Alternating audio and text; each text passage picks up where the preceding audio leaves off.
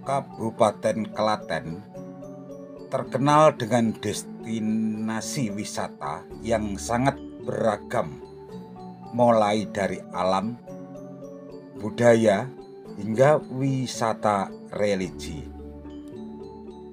Hal ini membuat Klaten ramai dikunjungi wisatawan, ditambah dengan lokasinya yang berada di dekat daerah istimewa Yogyakarta. Salah satu destinasi wisata religi yang cukup populer di kalangan peziarah Nusantara adalah makam Ki Ageng Pandanaran atau biasa dikenal sebagai makam Sunan Bayat. Lokasi makam Sunan Bayat cukup unik karena berada di atas perbukitan Jabal Kat, tepatnya berada di Kelurahan Paseban, Kecamatan Bayat, Kabupaten Klaten, Jawa Tengah.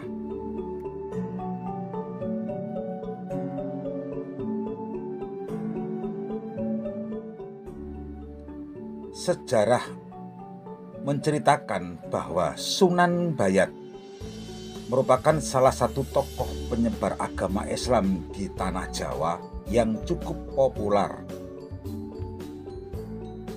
Sebelum menjadi tokoh penyebar agama Islam, Sunan Bayat adalah bupati pertama di Kabupaten Semarang yang memiliki kisah kelam saat menjabat sebagai Bupati Semarang. Selama beliau menjabat sebagai bupati, Sunan Bayat adalah seorang yang rakus dan gila harta. Setiap hari beliau hanya mengumpulkan harta dari rakyat sebanyak-banyaknya. Salah satunya dengan cara menaikkan pajak bumi. Suatu ketika, datanglah seorang penjual rumput yang menyadarkan Sunan Bayat atas kerakusannya pada harta. Beliau adalah Kanjeng Sunan Kalijaga. Setelah kejadian itu, Sunan Bayat mulai berguru kepada Sunan Kalijaga dan merelakan jabatannya sebagai bupati untuk memperdalam ilmu ajaran Islam. Hingga akhir hayatnya, Sunan Bayat sangat gigih dalam menyebarkan agama Islam di tanah Jawa. Oleh karena itu, Sunan Bayat dikenal banyak kalangan dan setiap harinya makam Sunan Bayat tidak pernah sepi dari pengunjung.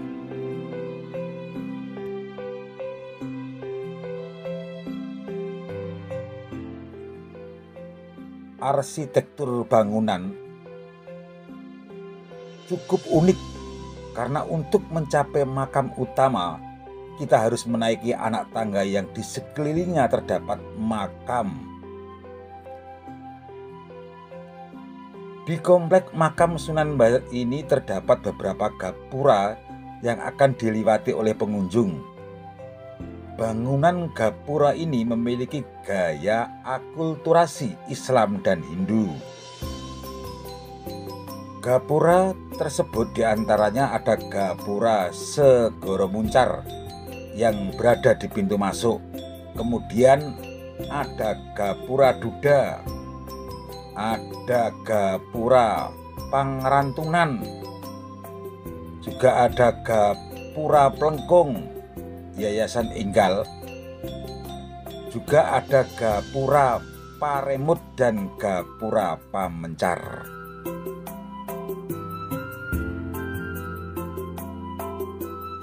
Mendekati komplek makam utama terdapat Balai Kencur yang merupakan gerbang menuju makam Sunan Bayat. Melewati Balai Kencur, pengunjung akan masuk di sebuah pendopo untuk mengantri ke makam utama. Bangunan utama dari makam Sunan Bayat tersebut adalah Gedung Inten. Untuk memasukinya, para pengunjung harus melewati sebuah pintu kecil dan sempit. Selain melakukan ziarah, pengunjung juga bisa belajar sejarah dan merasakan nuansa sejarah yang cukup kental dengan makam Sunan Bayat.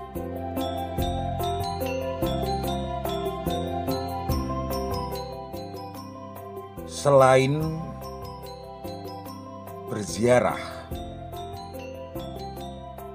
ada juga wisatawan yang terkadang datang ke makam Sunan Bayat untuk mencari kekuatan dan terutama melakukan pesugihan. Walaupun begitu, terkadang pengelola setempat akan mengingatkan untuk tidak melakukan hal-hal yang seperti itu. Hal ini karena banyak kejadian tidak menyenangkan yang terjadi karena wisatawan memiliki niat yang buruk ketika berkunjung ke makam Sunan Bayat. Karena sudah beredar bahwa memang makam ini adalah tempat bisa mendatangkan pesugihan.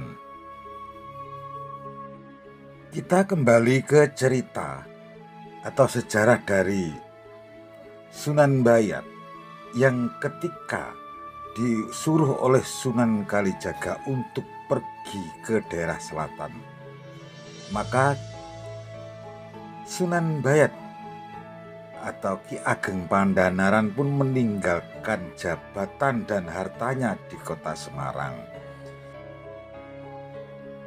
Tetapi istri dari Sunan Bayat yang bernama Nyai Ageng Kaliwungu secara diam-diam tidak diketahui oleh Sunan Bayat, beliau membawa sebagian perhiasan emas untuk bekal di perjalanan. Dan ketika di salah satu tempat, Sunan Bayat atau Adipati Pandhanaran bersama istrinya dibegal oleh 3 sosok orang. Begal itu pun akhirnya disabda oleh Ki Ageng Pandhanaran dengan sebutan domba dan ular. Maka ketiga perampok itu pun berubah wujud menjadi domba dan ular. Akhirnya ketiga perampok pun bertobat dan ingin mengikuti jejak dari Ki Ageng Pandhanaran dan bersedia untuk menjadi muridnya. Maka tempat di mana tadi Ki Ageng Pandhanaran dirampok oleh ketiga orang itu dinamakan Solotigo atau Salatiga. Kemudian perjalanan terus berlanjut. Akhirnya Ki Ageng Pandhanaran atau Sunan Bayat pun tiba di salah satu tempat yang sekarang bernama Boyolali. Kata Boyolali diambil dari ketika Ki Ageng Pandhanaran atau Sunan Bayat berjalan, ternyata beliau meninggalkan istrinya Nyai Ageng Kaliwungu di belakang, sehingga Nyai Ageng Kaliwungu pun berkata kepada Ki Ageng Pandhanaran, "Karo bojo kok lali." Makanya sejak saat itu tempat itu diberi nama Boyolali.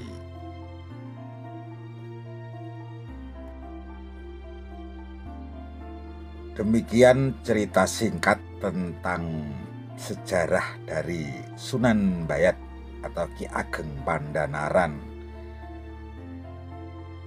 yang menjadi salah satu tokoh penyebar agama Islam di Pulau Tanah Jawa, yang makamnya berada di bukit atau gunung Jabal Kat yang berada di kota Klaten. Bagi teman-teman yang ingin berziarah atau kirim doa kepada Sunan Bayat silakan datang di Desa Paseban, Kecamatan Bayat, Kabupaten Klaten, Jawa Tengah.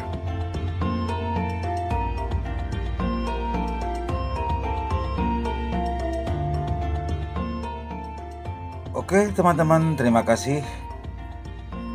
Jangan lupa dukung selalu channel saya supaya bisa berkembang dan selalu bisa memberikan informasi kepada Anda tentang sejarah dan tempat-tempat keramat di tanah Jawa.